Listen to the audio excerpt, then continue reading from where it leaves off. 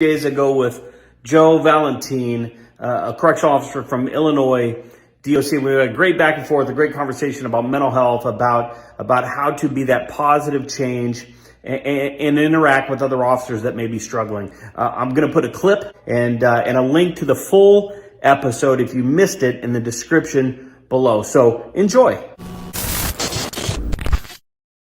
No matter how much training, any type of academy, police academy, correctional academy, right, they're never going to mentally prepare you for right, what you do and what you go through.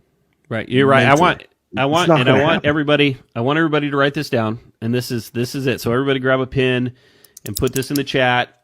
Here it goes. This is what I want you to carry with. The skills that they teach us to survive on the inside destroy us on the outside. Yep. Teaching us So officer true. safety. Wow. Cloaking cynicism, cloaking mistrust, cloaking hypervigilance, paranoia, in a term called officer safety, in a term called situational awareness, and then not teaching you to how to transition from officer to father and friend.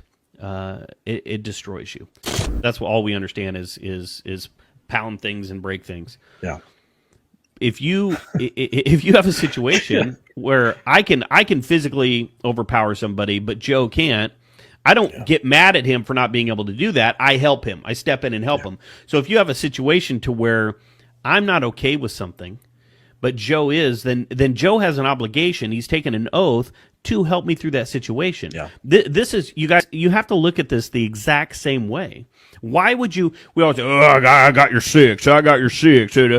But do you? That's including the mental health. Say that again. Say that again. We're all going to listen. I'm going to lean into this. You're going to lean in with me? Let's do it. That is including your mental health. Mental health. The mental health, yeah. That is, people don't. But you know why, though? It's scary. It's scary to win for guys who, are like, oh, look at me. When somebody says, hey, man, I'm not okay, or I don't know if you've ever been in an office, you're sitting, you're talking to somebody, and all of a sudden the dude's crying in front of you, welling up, crying, and at first you're like, what's happening? Away. Yeah, I'm gonna hit the vending machine real quick. You want anything, dude? I need a smoke break. Yeah, but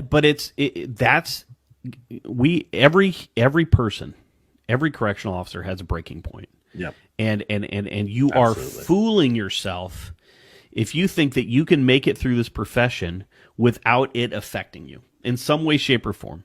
And this part here, this be louder. In fact, I want everybody put be louder in the chat, because we're going to spread this everywhere across the globe. Be louder.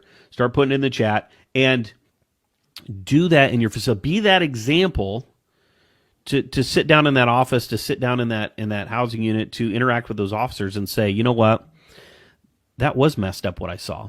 I don't think you realize the impact your book had on me when I read it for the very first time. And then when I read it with my wife and we both were in tears.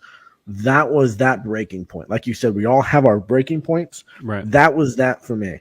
I believe every facility should have access to your book. I believe every correctional officer should have that a part of their training when it comes to acknowledging and breaking it down. Because like I said, no training academy on this universe is ever going to mentally prepare.